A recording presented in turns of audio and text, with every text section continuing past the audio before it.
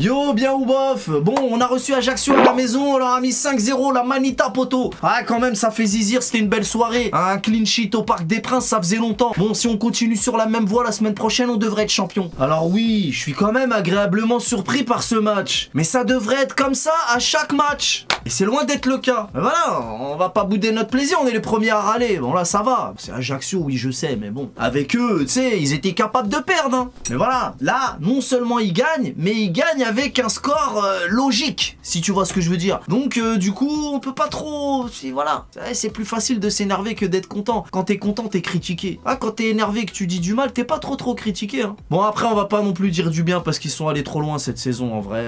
T'as vu, on n'a pas oublié. Hein. On n'a pas oublié, on n'oubliera pas. Et surtout, là... quand je pense au futur, t'as vu, j'ai envie d'être content, mais quand je pense au futur, ça y est, c'est désespoir, colère, c'est mitigé dans ma tête.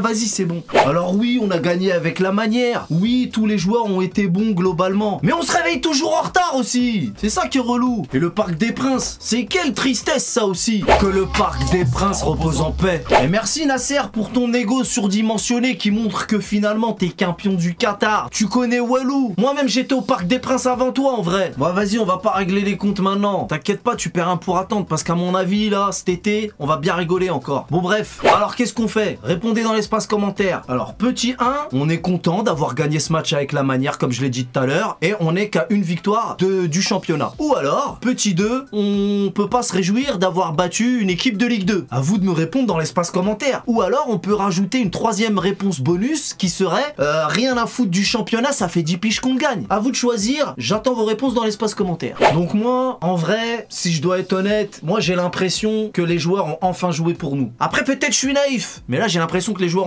ont joué pour nous. Puis quelle rentrée de Warren Emery. Warren Emery, tu vas faire de grandes choses chez nous. Surtout ne t'en vas pas, c'est tout qu'est-ce que j'ai à dire. Et après, il y a des gens aussi qui sont offusqués de voir que Messi s'est fait siffler. Mais poto, déjà sois content parce que les ultras ils étaient pas là. Mais poto, on va pas se mentir, Messi il a pris 2 heures de colle. Faut pas déconner. Après c'est comme ça. De toute façon ça fait partie du game, ça fait partie du taf. Vas-y, tu te fais siffler, tu te fais insulter, poto, c'est bon. Tu crois? Et même en Argentine ils l'ont sifflé. Même en équipe nationale. Je veux dire c'est bon à un moment donné, arrêtez de défendre les gens comme si c'était votre daron. Hein. Et le but d'Mbappé, la big, il y a que lui qui peut faire ça, la frappe de ouf. Ah, les retournements de veste là, ça y est. Hein. Ah bah ouais, attends, obligé. Bon, c'est moi le champion du monde normalement. Mais Mbappé quand même. Qui est pour qu'Mbappé s'en aille? T'as vu la reprise de volée de malade? Je t'ai dit, il y a que lui qui peut faire ça. C'est une dinguerie. Donc ça fait zizir. C'était beau à voir. Ça fait partie du pestac. Et bravo à Ramos pour cette magnifique ouverture. Il faudrait vraiment que le défenseur central fasse ça plus souvent avec la bête de profondeur qu'on a en attaque. Bon après sur l'action d'Mbappé là où il cède un petit peu du coup il y a main, il y a pas main, j'ai pas envie d'en parler. De toute façon on a mis 5 buts. En plus ils en ont mis 0 en face. Mais par contre le carton rouge d'Hakimi, ça faut qu'on en parle. Hakimi, j'ai l'impression que c'est le nouveau Paredes.